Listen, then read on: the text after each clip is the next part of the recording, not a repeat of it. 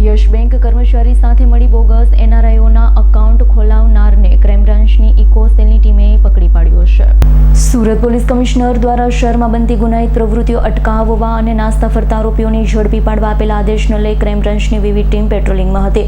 Crime બ્રાન્ચે બાતમીના આધારે Jahangirpura police મથકની હદમાં ફોરેન કરન્સી એક્સચેન્જના વેપારીને સસ્તામાં ડોલર આપવાનું કહી બોલાવી તેની પાસેથી રોકડ 15 લાખ તથા અન્ય દેશની કરન્સી મળી 18,65,000થી વધુની ચલાવાયેલી લૂંટમાં સંડોવાયેલા મૂળ ભાવનગરનો અને હાલ સિંગણપોર ખાતે હરિદર્શન સોસાયટીમાં રહેતા ગૌરવ જીલુભાઈ સરવૈયાને ઝડપી પાડી તેની પાસેથી લૂંટમાં ગયેલ રૂપિયામાં 70,000 કબજે કર્યા હતા.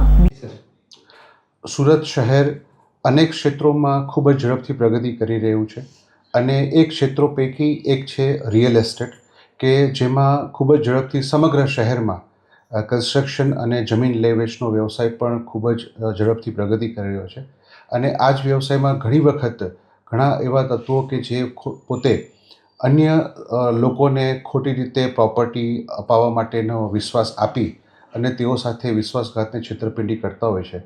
એવા જ એક બનાવમાં ફરિયાદી શ્રી પિયુષભાઈ સાથે રવિ કોલડિયા નામના આરોપીએ તેમને જમીન અપાવી દેશે એવો વિશ્વાસ આપી અને આ જે જમીન હતી એ ફોરેનમાં વસવાટ કરતા લોકોની હતી અને તેમની સાથે વિશ્વાસ અપાવી ફરિયાદી પાસેથી 4 કરોડના ચેક લઈ લીધા અને જે મુખ્ય મૂળ માલિક હતા તેમના નામના ખોટા યસ બેંકમાં અંકલેશ્વર ખાતે ખાતા ખોલાવી અને એ ખાતામાં ફરિયાદી દ્વારા આપવામાં આવેલા ચેક જમા કરાવી અને પૈસા પોતે પોતાના અંગત ઉપયોગમાં લઈ લીધેલા.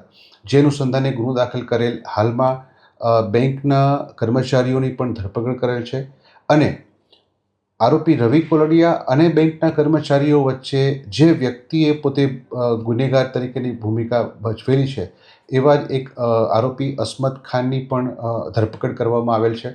આ આરોપીનો રોલ એવો હતો કે એણે રવિ કોલડિયા અને બેંકના કર્મચારીઓ સાથે એકબીજાનો પરિચય કરાવી અને પોતે ખોટા બેંક અકાઉન્ટ અન્ય સાહેદના નામના કે જે લોકો ભારતમાં હયાત નહોતા તેમના બેંક અકાઉન્ટ ખોટી સહીઓ કરી અને ખોલાવવામાં હાલના આરોપીની મુખ્ય ભૂમિકા છે. એની ધરપકડ કરવામાં આવેલ છે અને તપાસ ચાલુ છે. Bureau report S9 news Surat. અમારી તમામ માહિતીથી અપડેટ રહેવા માટે જોડાયેલા રહો S9 ન્યૂઝ સાથે.